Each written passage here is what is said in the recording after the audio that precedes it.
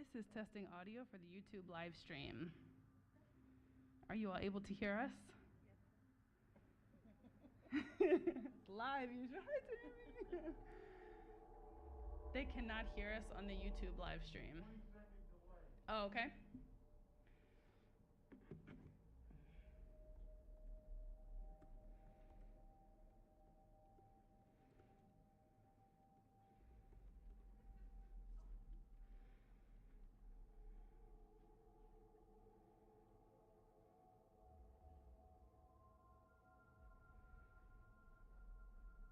Okay, Caroline says she can hear. Great. Thank you, Caroline. Okay, we are good to go. Fantastic.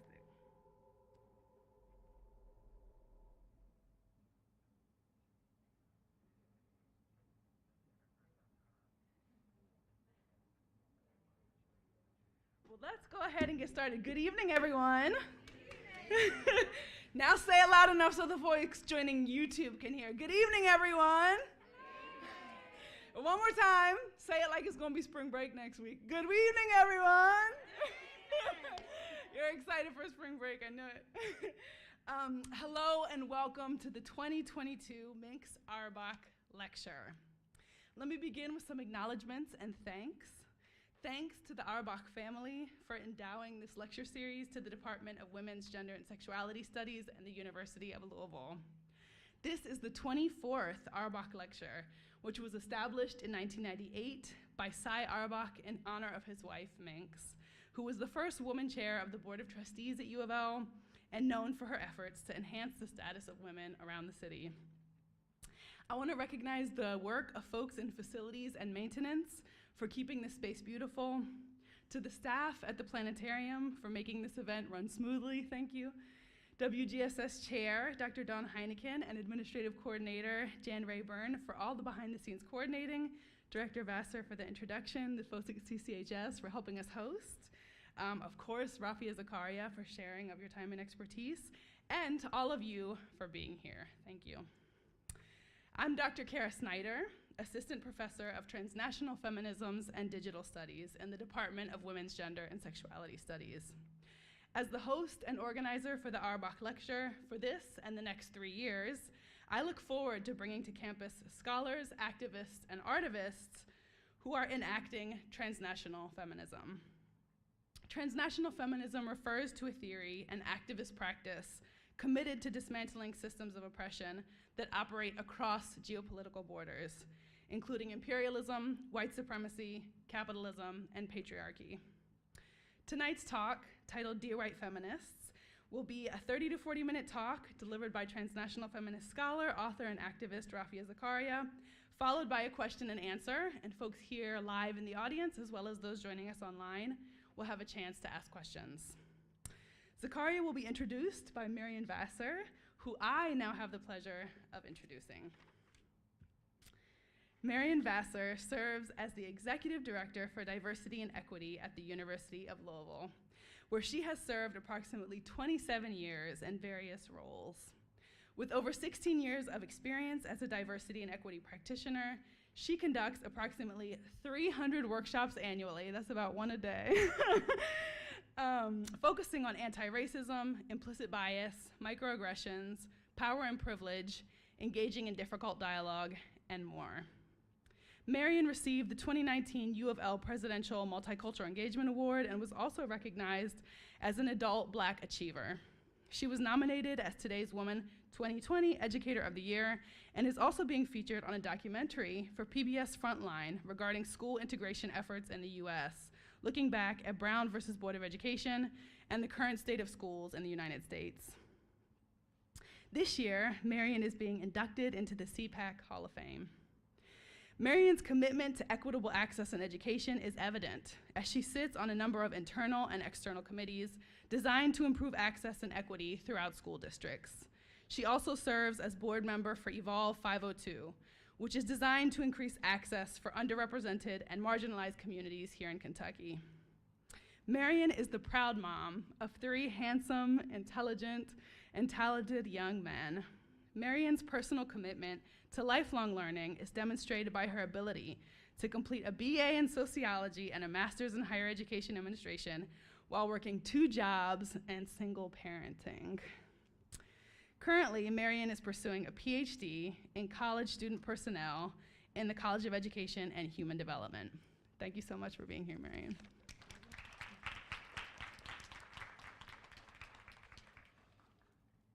Bios always feel weird to hear. So first, let me say it's an honor to introduce this brilliant and powerful scholar and activist.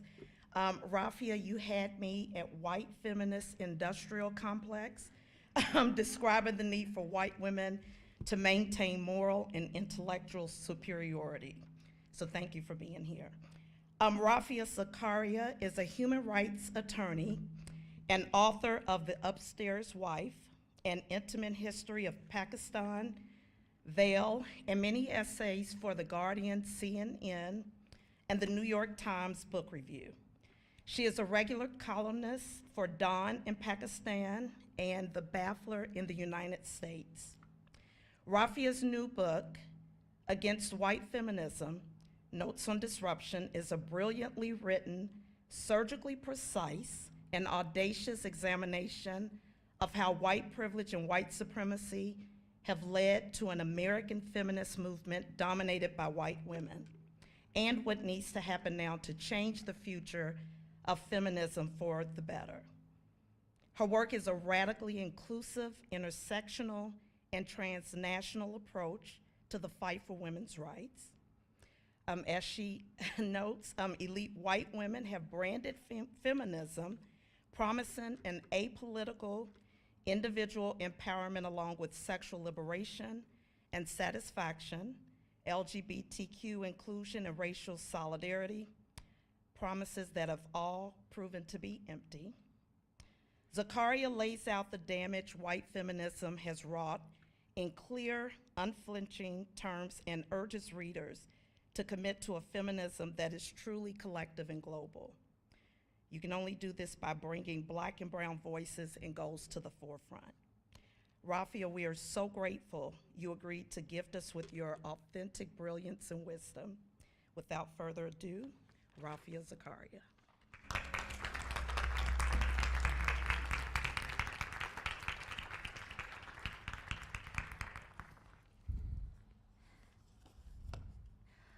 Thank you so much for those amazing, kind, and encouraging words. Thank you, Kara, for inviting me and being so patient with me as we went back and forth trying to figure out the right date. And thank you, of course, to University of Louisville, which has been such a kind and thoughtful host. I've only spent a few hours here, but I have truly been touched by how much my hosts have thought about my comfort, whether I have a place to sit, whether I have a place to gather my thoughts, and of course, the really introspective and interesting questions that students had for me earlier today.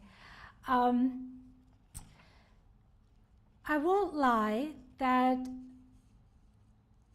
I stand before you today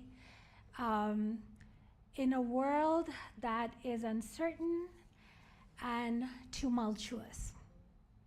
And while I never thought that it would be this way, but this book also came out into a world that was vastly different from when I first thought about writing this book. For those of you who are authors, I always start with this story about how I decided to write this book, because I hope that it'll serve as encouragement to all of you who are thinking about telling your stories.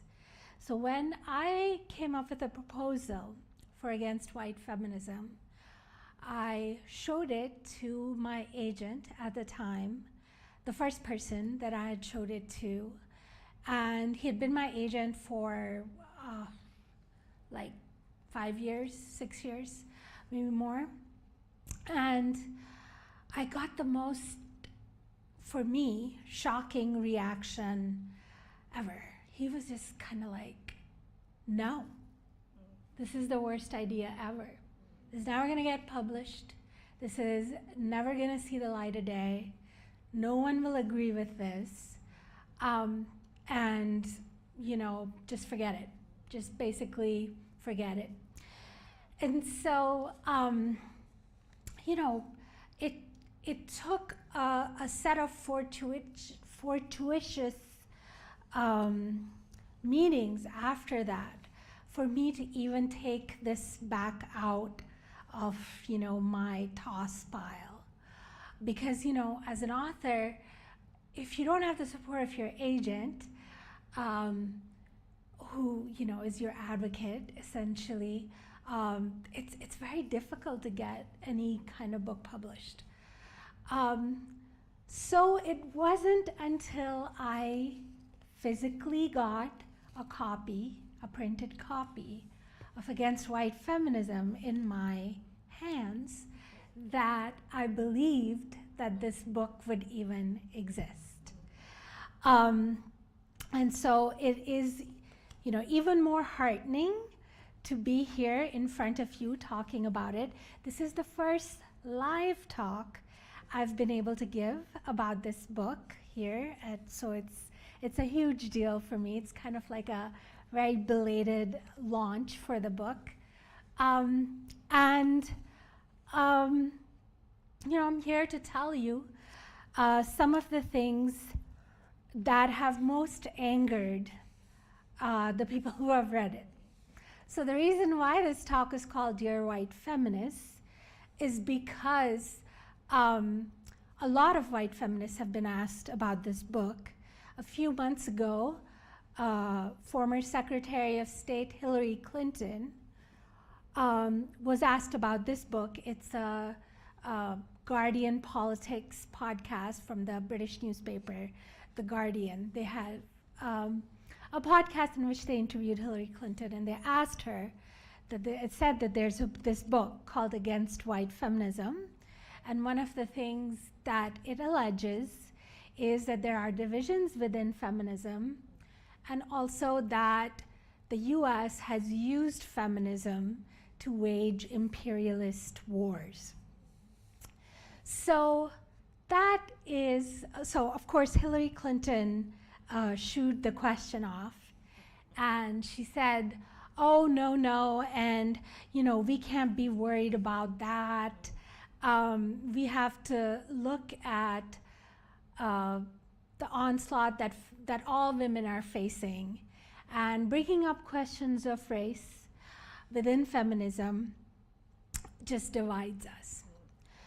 So of course, my response to former Secretary of State Hillary Clinton is to provide the details of how feminism was weaponized in the war, particularly in Afghanistan, but in Iraq and Afghanistan.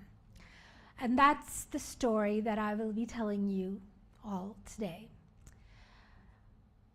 And I begin this story, I realize, at a time when Americans are experiencing, men and women, are experiencing an odd sort of phenomenon, right? There is a war. Russia has invaded Ukraine. Ukrainians are trying to defend themselves, and the US is on the Ukrainian side. Ukraine, in this battle, is definitely David, and Russia is definitely Goliath, right? And so for the first time, I think, at least in a very long time, Americans are having to look at a war from the eyes of a country that is small, from the eyes of a country that does not have nuclear weapons, and from the eyes of a country whose sovereignty has been essentially negated by the invading Russians. This is a very, very odd position for Americans. But it's also different because it is a war waged by white people and suffered by white people. You know, last night or the night before last, I was watching CNN and I saw this scene play out live on CNN. The CNN anchor, Clarissa Ward, is a white, blonde woman, and she was reporting from a suburb of Kyiv. And behind her, a number of older folk were essentially being helped across this mangled bridge, which was the only way they could get across this river and like rubble and get to the other side and to safety. And as she was giving this report, Clarissa Ward stopped in the middle and she was like, stop, I'm sorry, I have to stop. And she helped one of these women walk across this mangled iron bridge and to the other side. And I watched that play out, and it occurred to me in that moment that over 20 years of the Afghan war, I had never ever seen any Western white anchor stop and do that. So in this sense, my heart breaks twice, right? One of the things that you never want to happen to you is to get confirmation of all the fears of racism that you have. But it's very, very sad to see that refugees who are white are being treated in a completely different way than refugees who are brown or who are black. Just a few months ago, the United States withdrew from Afghanistan, and one of the most horrendous and absolutely terrifying pictures that I have from that withdrawal is a picture of Afghans clinging to the C-17 US Air Force airplane while it's taking off. I ask you to wonder if that would ever be done by the United States to Ukrainian refugees. And I don't need to ask because I know that it wouldn't. This doesn't mean that Ukraine does not deserve all of our empathy, all of our support, every possible thing that we can do for them. But it does point to the fact that we have work to do when it comes to our empathy. So with that, I'm going to tell you the story of how American womanhood was weaponized during the Afghan war. And I tell this story because I don't believe that all the white feminists who were involved in this story were necessarily intentional. But I do tell you this story because once you know it, you cannot claim to be unknowing about what was done. So, one of the enduring sort of Hollywood images that I have in my mind about the war in Afghanistan is from the film Zero Dark 30, right? Zero Dark 30 is it's a semi-fictionalized account of how a group of female CIA operatives were instrumental in apprehending Osama bin Laden. And one of the scenes in the film is, Jessica Chastain, very pale, red-haired, coming in front of the camera. And one of the things they say about her is that she's a killer. And one of the things they imply is that she's willing to torture brown men. Now, the reason why this image is important to me is because it typifies a new kind of white womanhood that was created during the war in Afghanistan and in Iraq, and the kind of feminist that was created from that war. The word I use for that kind of feminist is a securo-feminist. And this is what I mean by securo-feminism. A securo-feminist is a woman who aligns herself with the strategic interests of the country to which she belongs.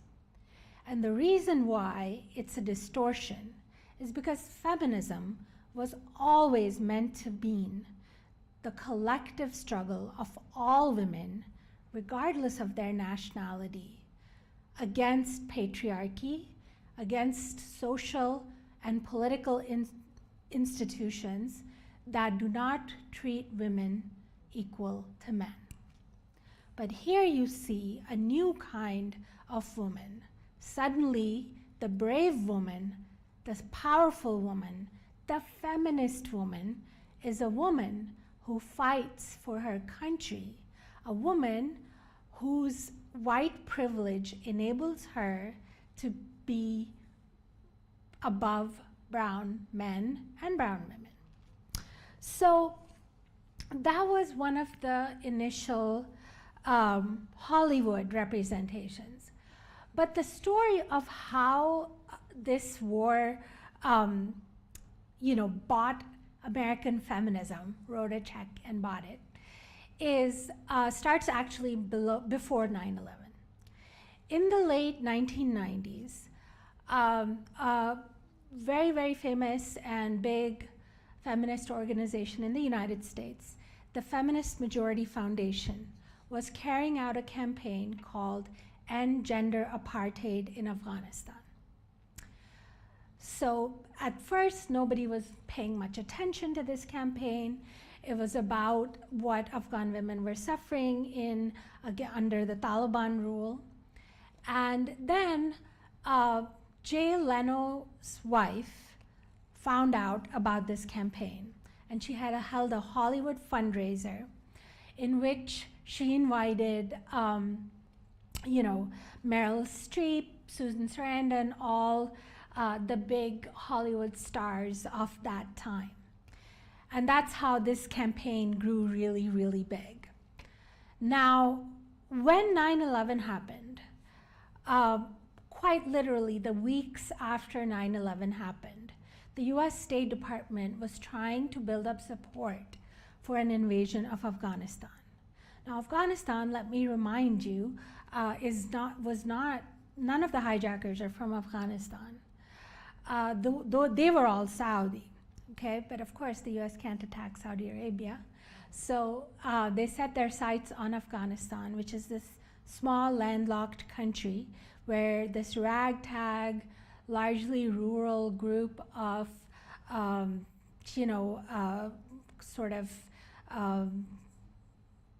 Taliban, which essentially means student, but were ruling the country, along with lots of other warlords and militias. In any case, they wanted a cover story for why they were going to invade Afghanistan. And the Feminist Majority Foundation, which only a few decades before had been involved in protesting war in in Vietnam, was up for the job. Feminist majority leaders began to meet with State Department officials to discuss how the End Gender Apartheid human rights campaign that they had been carrying out was going to be absorbed into the rhetoric of why this war was being waged.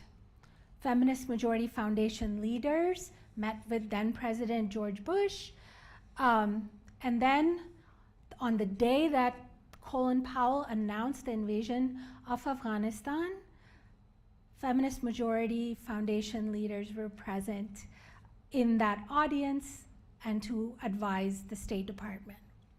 What came out of all of this was America's first feminist war, in which it was said that we are invading Afghanistan to liberate Afghan women from the Taliban.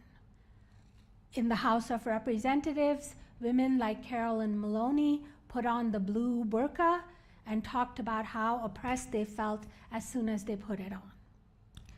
Hillary Clinton voted in favor of the war, saying that democracy in Afghanistan was a necessity for women to be free. And Gloria Steinem, the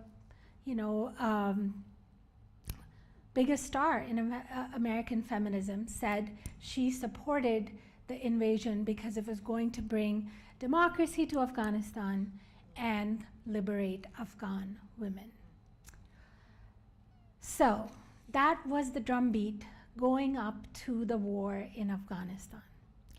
And during those 2 decades, I'm originally from Pakistan, I saw not just Afghanistan, but Pakistan as well.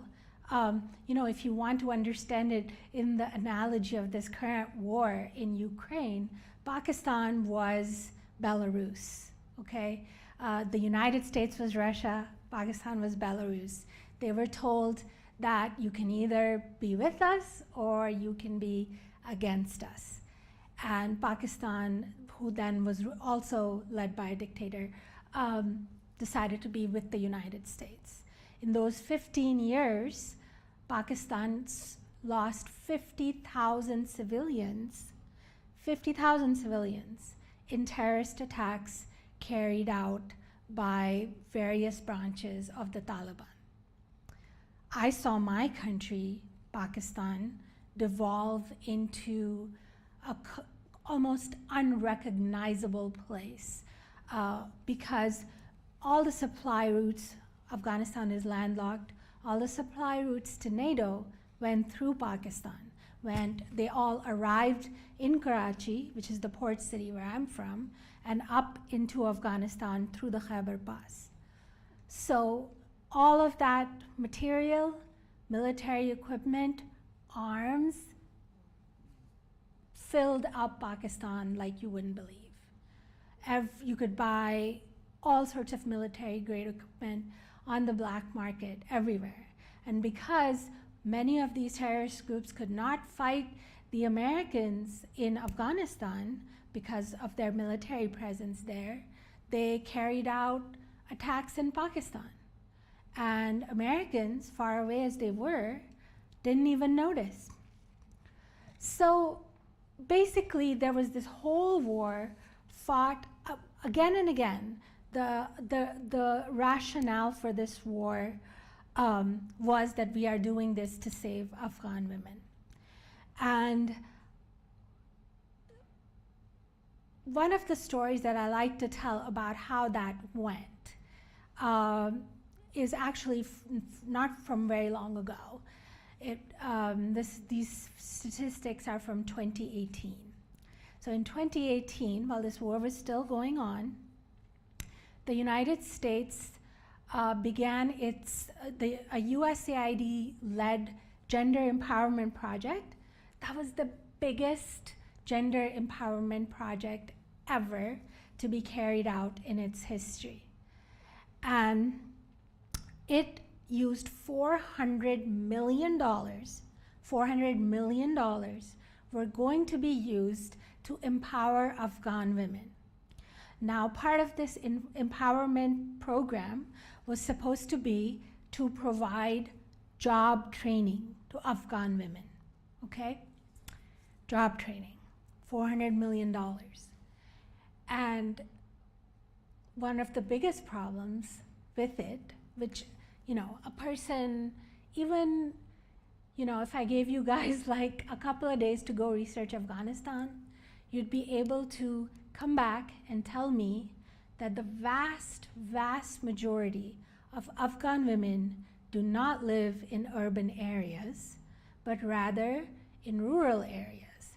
The idea of providing them with job training reveals where this idea came from. It's the idea that you would apply, say, for a middle-class white American woman wants to have an internship so she can get a job, right? Because that's who developed that USAID policy. And of course, like all the other empowerment projects that the US carried out in Afghanistan, this project was a huge disaster. $400 million was supposed to at least be useful to a few thousand Afghan women.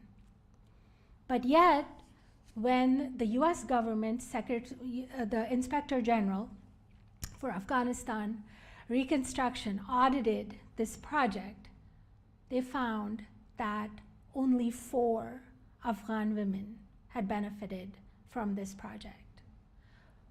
4 women and $400 million of your taxpayer money, mind you. And when USAID was asked about where the $400 million were, they simply said, we don't know. Nobody knows where those $400 million are, okay? And that is what I think best summarizes what this war project, this feminist war project, how it fared at the governmental level. But of course, this narrative of the white woman feminist going out to Afghanistan and saving Afghan women from their oppressive culture was not just created by the government. It was also created by the American media. And here you learn another story. And you know, the difficulty in even telling these stories is that, you know, and this happened when I was writing this book, is that in many cases, I didn't even have the language at first to describe what it was that was so bad about the way a certain person was reporting, right? But when I did spend time, I managed to outline some of the things that were problematic. So one of the New York Times star photographers is a woman named Lindsay Addario. She's actually reporting from Ukraine at the moment. But at that time, she was in Afghanistan. And in her memoir, this is from her memoir, this story, she writes about how, first, she boasts about the fact that she got this New York Times job to go to Afghanistan without knowing anything about Afghanistan. In fact, she very specifically says, all I knew about Afghanistan is what I had Googled while I was on the elliptical. And I tell you this because imagine how that feels, you know, when you are from that region, in that you're so garbage that I don't even really have to find out about you or read up about you or learn about you or learn about your language before I go to your country and then tell your stories back to an American audience. So one of the first stories that she told in her memoir is how she went into a secret school that was being run in Afghanistan where the Taliban had banned schools for girls, right? So once again, secret school, the Taliban are ruling, you're trying to educate some girls, you know, you're a teacher or a mother and you've set up this thing. And they told her that please do not take any photographs. Now, Lindsay Addario, in her memoir, in her own words, talks about how she sneaked in a camera in that visit to her secret school in Afghanistan. And she took pictures of the students, and she took pictures of the teachers, and all of those pictures were published in the New York Times. And Lindsay Addario won a Pulitzer for those pictures. Now, who hasn't been thought of in this equation? No one knows. No one knows what happened to the students in that Afghan girls' school who had been outed on the pages of the New York Times, which was accessible at that time easily with an internet connection. Nobody knows what happened to them. And nobody knows what happened to those teachers. Why? Because we don't have to bother. We don't have to bother with what happens to them. It's this white woman's ambition, her careeristic drive to be equal to the white male war photographer that's important. That's the real story. What happens to students who are trying their best to get an education under the barbaric rule of the Taliban doesn't matter. It simply doesn't matter. This was one example of that. There are many other examples in the book about similar kinds of reporting. But another small thing that I'd like to emphasize before I go on to like the last bit of what I have to say today is one of the ways in which white female reporters reporting in Muslim countries exploited the idea of sisterhood, okay? And it took me a long time to figure out exactly how to present this to an American audience so that they would see what they were missing, right? So what a lot now in Afghanistan and in Iraq, a lot of parts of the Muslim world, the spaces are gendered, right? There are men on one side, women on one side, right? So now the men who are reporting in Afghanistan can't get stories about the women because they can't go there.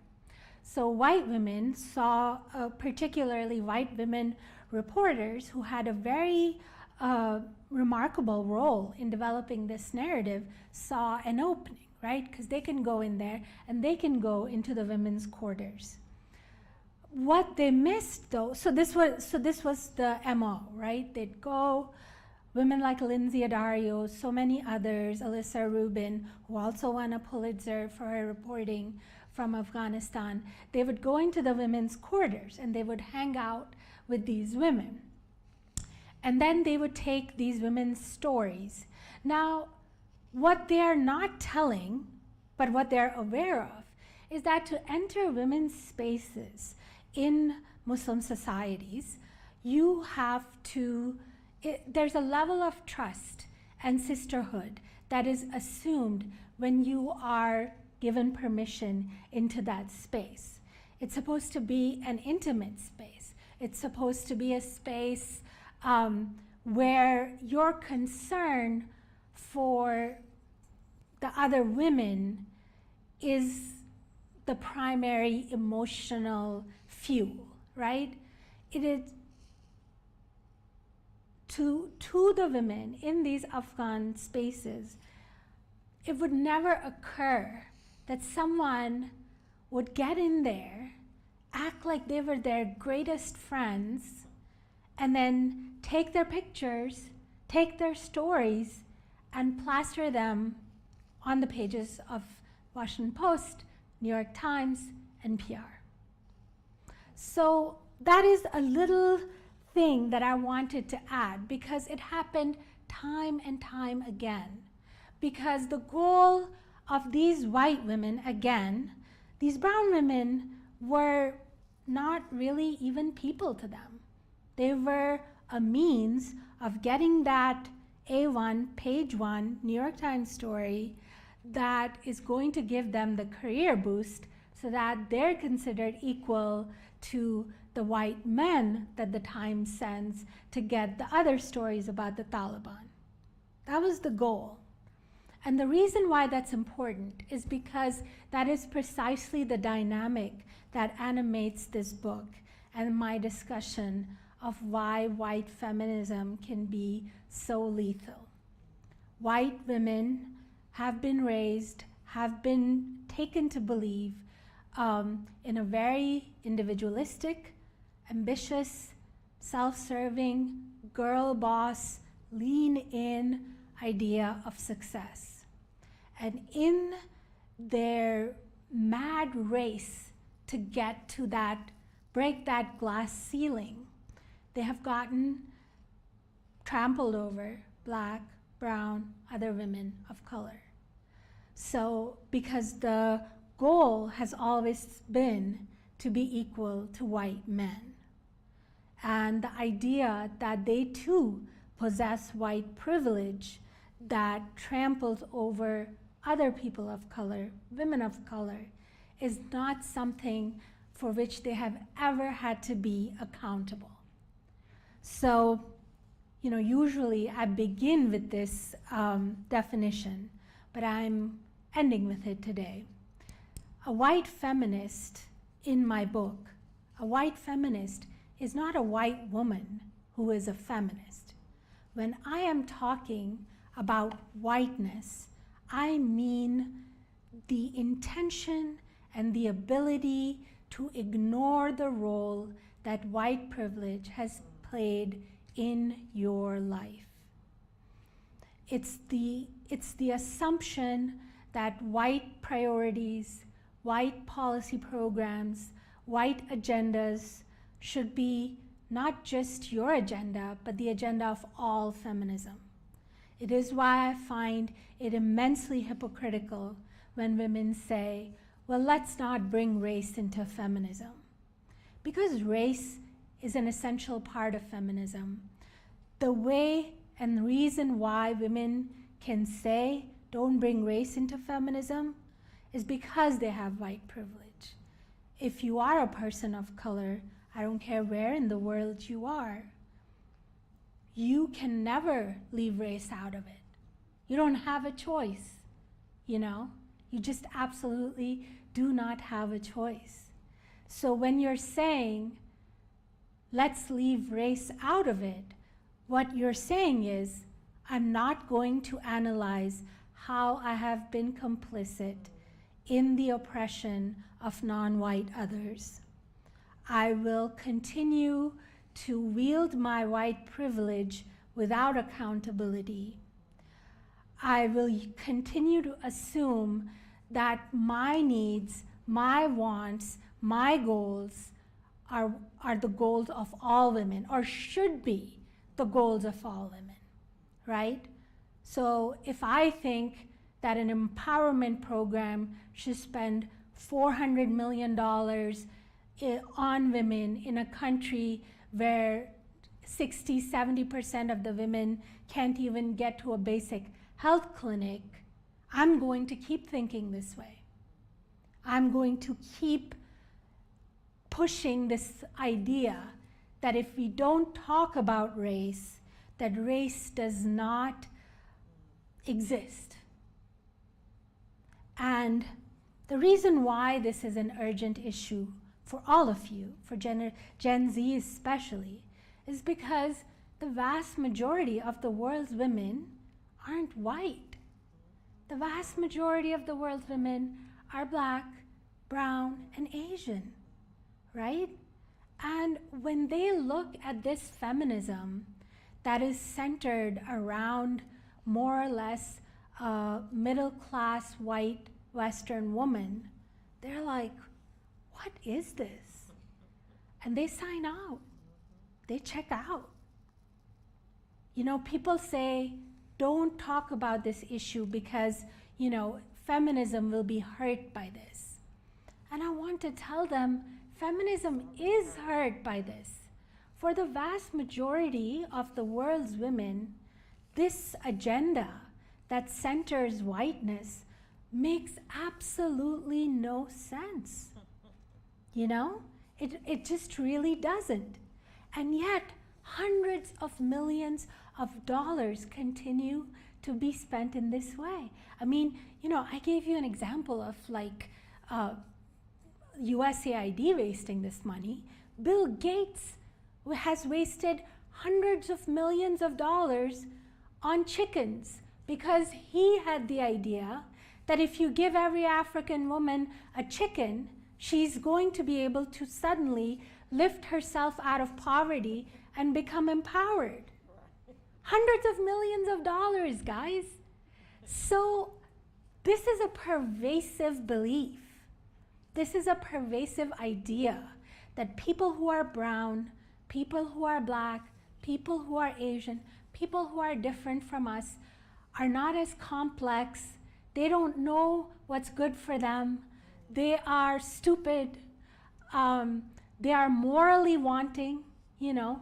The poor are morally wanting. All of these ideas they're all mixed into this idea of white feminism.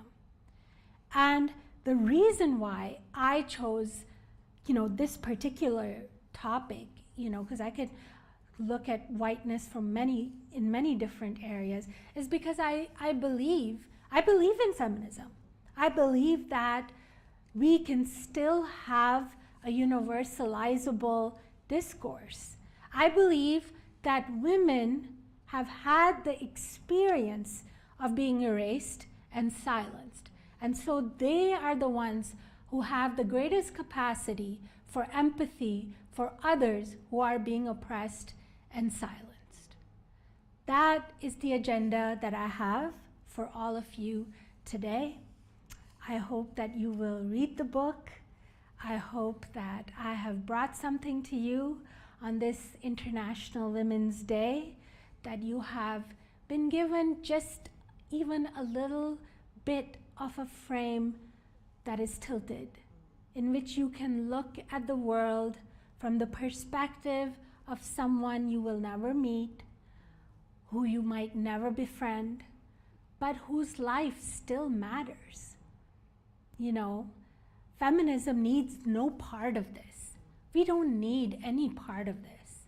There isn't a feminist here who wouldn't agree that feminism is the struggle against all oppression, and that women need to be equal and patriarchy needs to be defeated. So with that, I leave you. Thank you so much.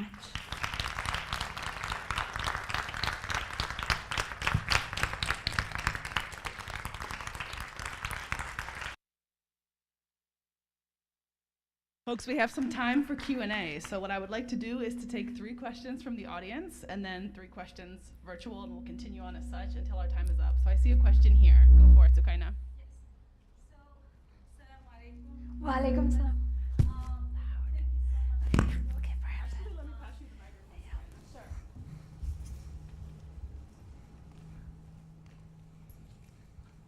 I'm sorry I had to take off my mask because I'm a woman with an accent, so I'm making sure that everyone understands me today. Thank you so much for your book. I read a little bit about it. I wanted to come today and share my story, but you encourage us to share our stories and our perspective. And I would like to give you a story, a short story that is personally happened to me. And I would like to know your perspective and what you think about what happened.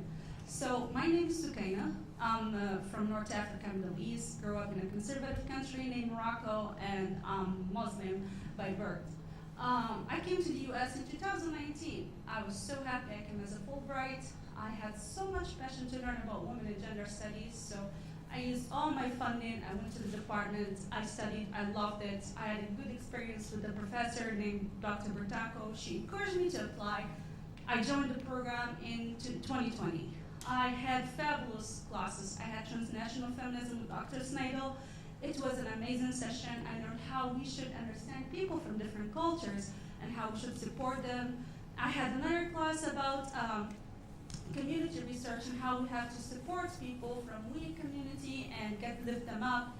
I had a class about feminist theory, and the class of the feminist theory we learned about how we should abolish jails and how we should make illegal immigrants legal in the country. You know, when I learned about all of this, I flipped on my country. I flipped on every theory. I flipped on the feminists of my country. I became so focused on here, and I think these women are great, and what they're teaching, it really means a lot to me. And I feel like I was really into it deep down. Last semester, before I graduate, I had an incident with the director of the program, which is the advisor. And the advisor never added me for the practicum, and which is okay, I will solve that. But the issue is, I get an email that I failed the class, and I failed the class because of instance of parallelism, and also I will be dismissed from the program, and they will make a decision about my status in the program. Now, to make a decision about my status in the program, it's based on the professors to make a decision and to vote on my behalf or against me. For me, I took it for granted because my professors assured me all the time, you are an international woman, you bring so much, we love you to have you in our class, you see all the things that we don't have, and you are the only international student that we have, and we like to have people from different culture. So I was like, this is a win. There is no issue for this. I would have professor voting for me because I have good grades and I have a good relationship with them. The sad truth is that, well, before that, I will say thank you to the chair of the department. She took a fight for me. She stand out against the whole department.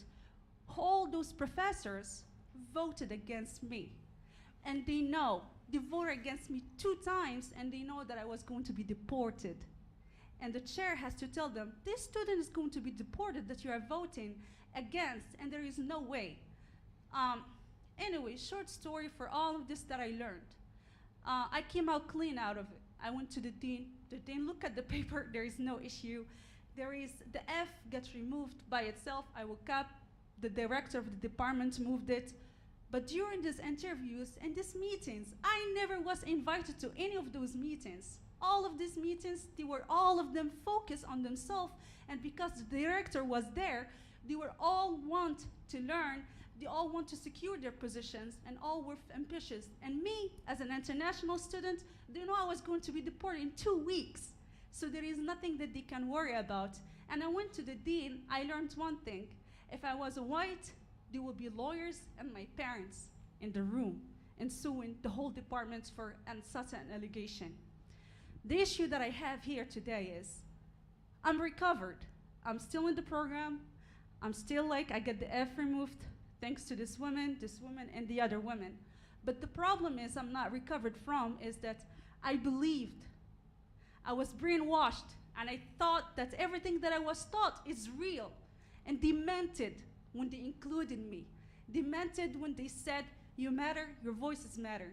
And this man next to me, I had arguments with him that he was always telling me, you are in a wrong department, there is white women. I was like, no, they are great. They teach what they teach. They mean transnational feminism. They mean like feminist theory. They love me, they will care about me. I was assured that the chair, she really, really, really told me that they said good things about me, but no one could take a stand against the director. They all said she's a good student, but we cannot do anything because she has to go, because she has a problem with English, so we cannot help it, and she does not know how to cite the author's author in her paper. And the problem, no one look at this. My story today, to share it with everyone, is that I will never see this. I had a fly color. I thought that my experience is the great. I thought that what I was learning is the best thing. But what struck to me is that everyone stood against the chair because she was defending me. And they were not with her power because there was someone other side in their power, and I had to pay the price. I had to have a darkest 2 months. Yeah. And I had to rethink what happened to me. Yeah. Well, my question for you today is, do you think my case is about white feminists? Do you think the actions that happened to me display some of it? Because I'm confused, and I need an answer, because am I in the right place? Am I learning what is the truth, or I'm learning lies? Well, Would you like to take 2 more questions before? oh, okay. It's up to you. No, we can. And you can decide how you'd like to respond. Other folks, two more live questions. And then we'll take virtual questions. Yes, Ilaria. I'll pass the microphone over.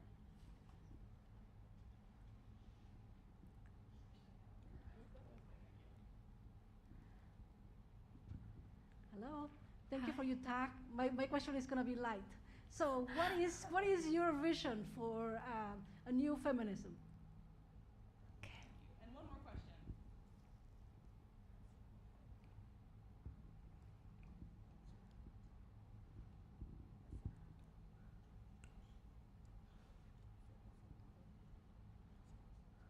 One more question from the live audience.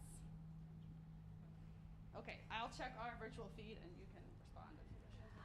A hand over here. Yes, great. Let's take one more question.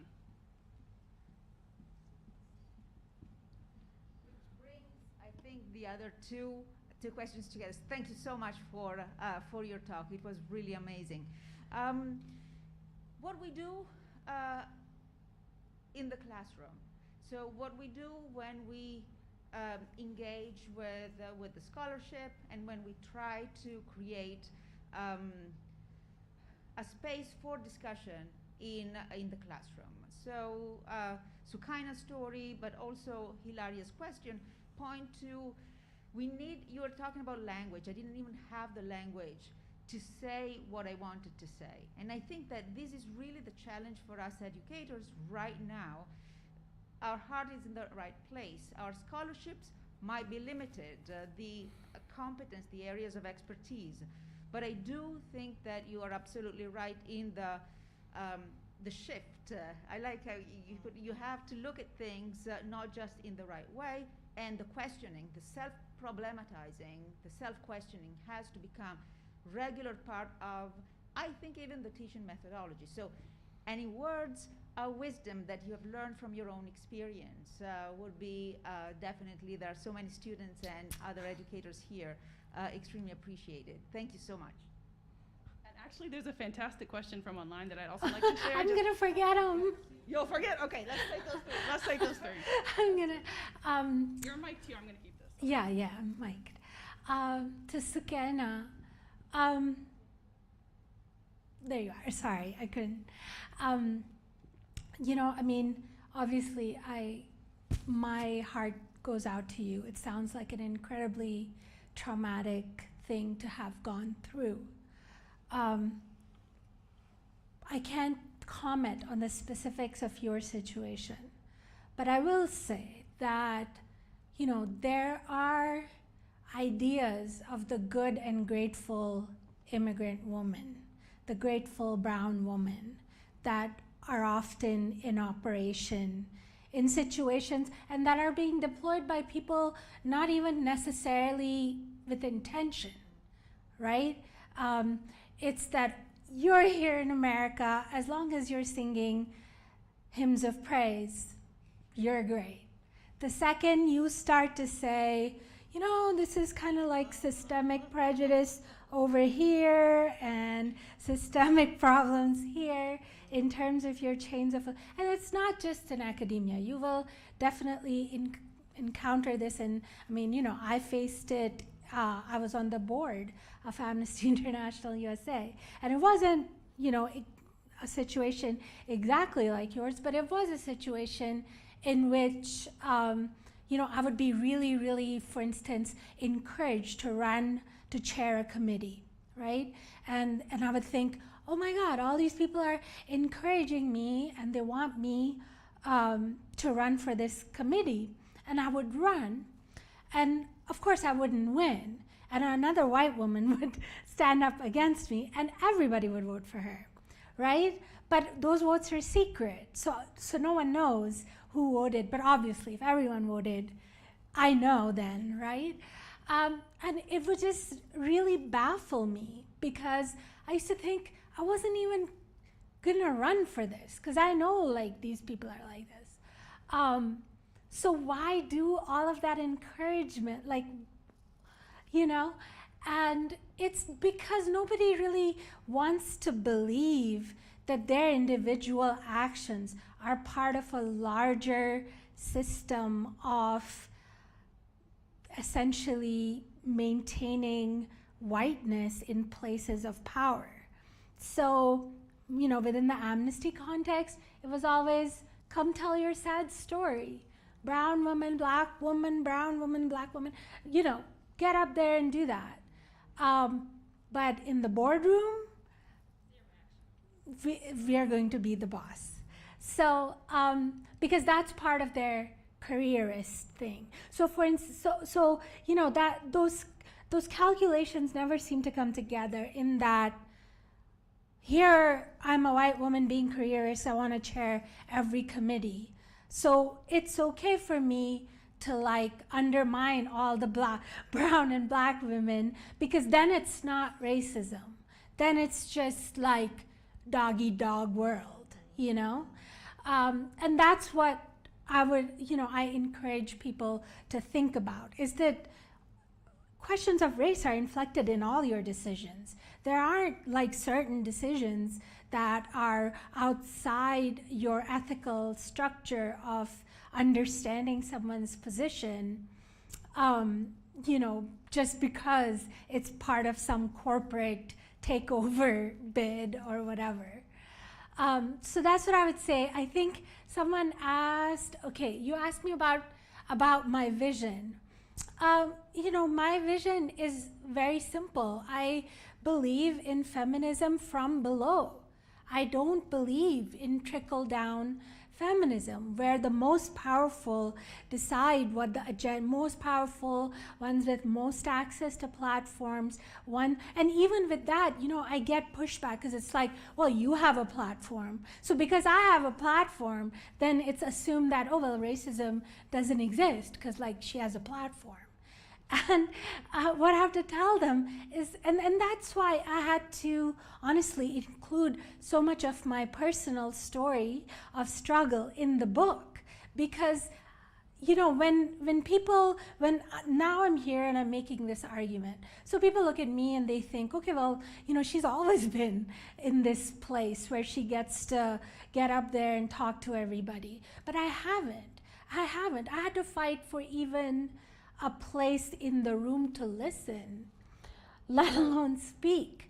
So my vision is that we abandon this distinction between women who have stories, who are trying to deal with these frontline battles of like, how will I find a place to live, and how do I go to law school as a single mom, or on and on and on, and the policies that we make that affect the lives of many, many women, And in a world like that, you'll never have $400 million devoted for job training and empowerment in a country where women need basic health care. So that's, I would say, my vision. The last question was about pedagogy, I think, and methodology. And I would really encourage, of course, I'm a journalist, so I suppose you wouldn't be surprised to hear me say this, but I really feel that students should be encouraged to, even like current events, right? If you go and check a newspaper in Egypt, a newspaper in India, a newspaper in Brazil, and you look at the news of the day, you will see that the world doesn't revolve around you. And no, because that's inflected in so much of I think it's part, it's the part of American identity that really needs to be grappled with, because it's connected to this issue of white supremacy. Like, I really feel that my most vocal white feminist critics that have gone after me are ones that truly believe that if white women are not in charge, feminism is gonna die. Like, it's just gonna be over. It is going to be totally over. And it's because, they've been reared on this idea that, like, white women are complex and their problems can't be solved with a chicken. But like this other woman in Africa, she's so simple, just give her a chicken and she's good to go for the rest of her life. You see what I'm saying? And so we have to make an effort to understand the complexity of other people's lives. And when we do that, that's when we understand that, like, we are not the center. Everyone thinks they're the center of the universe. To some extent, that's, part of human nature. But we have to understand that Americans have to learn to work collaboratively. They have to understand that it will not all fall apart if they're not in charge, and that we can have, retain our, our own like authentic sense of what we want as feminists, even while working with other feminists, and that there needs to be less effort and energy spent on adjudication, you know, deciding who's the real feminist, and more energy on what brings us together. You know, in the talk earlier today, I talked about how we should, you know, if we used the word femicide instead of saying, you know, boyfriends, husbands killing women are intimate partner violence in America, they're honor killing in the Muslim world. But instead, if we brought it together and just said, men are killing women, okay? One is in an individualist society and we pin it up to ego. The other one is in a collectivist society and we pin it up to honor. But if you put a Google alert on your phones and just put in woman killed, just put that in, just for a week, and just see what you get back. It's women being killed everywhere. It's women being killed everywhere. And so these sorts of difficult conversations are necessary so that we can keep feminism alive. I mean, post-COVID world is a hell for women. They've been the frontline workers, the care workers, you know, the ones who've lost their jobs, you know, and it's going to be an uphill climb. We're already talking about gas being over $4 $4 a gallon, and that's going to be, who's that going to fall on worst? It's women, right? Because they get paid 70%. So, but they have to pay 100% of that, you know?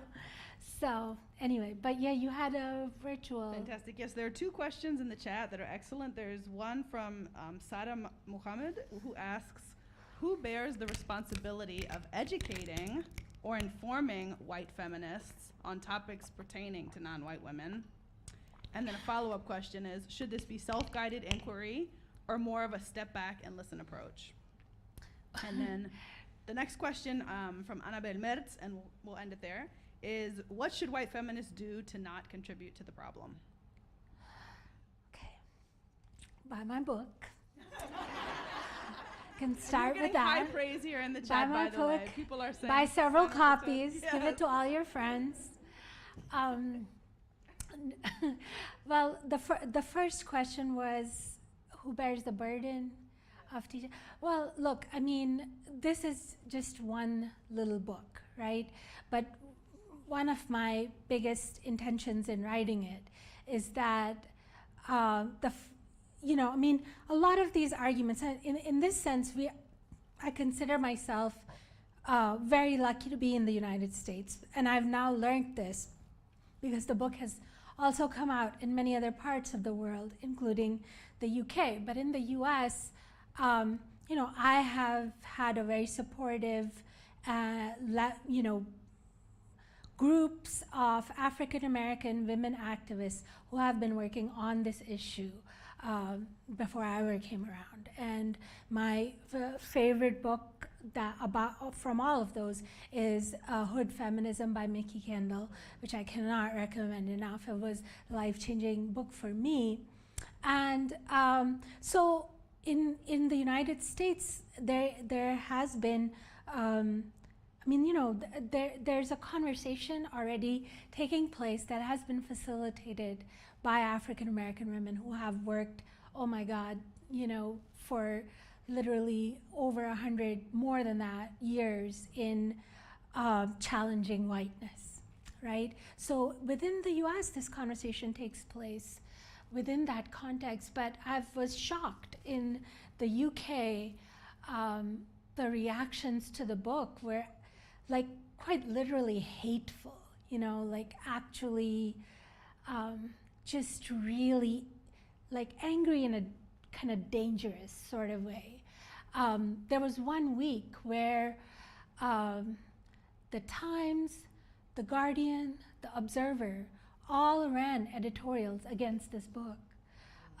because they didn't, I suppose in the UK, and I present that example because sometimes it's good for Americans to look at other examples because they can be more critical of themselves. But in the UK, it's it's like a politically legitimate position to say that colonialism was fantastic and like we gave everyone the railways, and of course that's not true, and the book challenges that, but it's and it's still very new to them to talk about white, like for me to say white women as opposed to just women, is like it really unnerves them in a very strange sort of way. Well, I was like, the book is out and it's written, you can't unwrite it. But going back to the question, when I was writing this book, I really did say to myself that, because while the U.S. Conversation has been domestic, what I'm trying to do with this work and with my continuing work is to take critical race theory, Black Lives Matter, all those perspectives, anti-racist perspective, basically, right? Anti-racist perspective, and apply that to the global conversation, right? So, for instance, my next article, that I'm working on is about how Putin's Russia, and specifically Putin's Russia, so since he has been in power, is an extremely racist place. They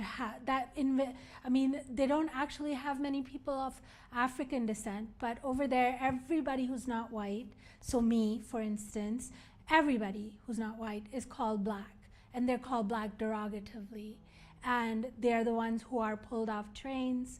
I'm very worried about Brittany Griner because of that reason, because they're pulled off trains.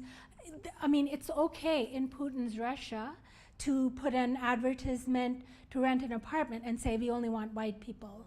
It's okay to put an ad in the paper for someone, like a job announcement, and say we only white people need apply. So there is, and this wasn't always the case. It used to be, not the Soviet Union wasn't a great country or anything, but it was multicultural in that, like, it was pluralistic. It promoted, your ethnic identity. So, you have to look at these hegemonic sorts of powers and how they try to impose a monoculture on different societies. And we have to be very, very vigilant about that in the United States, in this sort of, push to be a monoculture, and that being defined as unity. Unity isn't like everyone being forced to think the same things and, parrot the same line. Unity is when we can have conversations like this about race in a civil manner and, without attacking each other. And, that is unity. And, we have the capacity to do that, to have complex conversations in which it's not like just right or wrong. It's a nuanced conversation that is, so it's not just chicken or no chicken.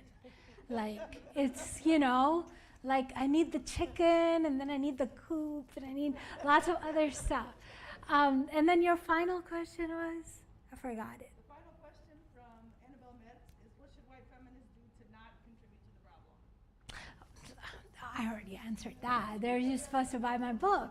But, also, seriously speaking, do have conversations with other white women. I said this afternoon, the sort of frank conversations, sadly, that, you can have are not conversations that I have access to. So, when you show a willingness among your sort of circle to talk about this issue, to talk about the fact that, you know, it doesn't always have to be our way, and that, you know, becoming more unified and, you know, thinking about privilege. One of the problems is that it's not pleasant to think about privilege, right? Because it imputes guilt and shame. But those are the obstacles that we have to get over, right? And when you say whose responsibility is it to teach, I mean, what I really want you to internalize is that, you know, people of color are not there to attend to your guilt and shame. You cannot put that responsibility on them. You know, just like, you know, I'm complex. White women, I hear, are very complex beings too, right? And they're complex enough that they can wrangle with this and come to a place where they're like, okay, you know, at least I'm open to these ideas. I'm open to these ideas. And yeah, I mean, when I'm talking to audiences that are mostly made up of women of color, I tell them the opposite. I tell them, you know, understand that not everything is intentional. You know, sometimes people also make mistakes. They, you know, but when I'm talking to a white audience, I always have to say, you know, good intentions aren't enough. Your good intentions aren't enough, and sometimes they're actually very costly. So we live in a world where everything is available to you on your phone, quite literally. So there's no more, I mean, there's no excuse for any of us to not make the effort to understand the other person. But thank you so much, all of you. Been a great audience. Thank you.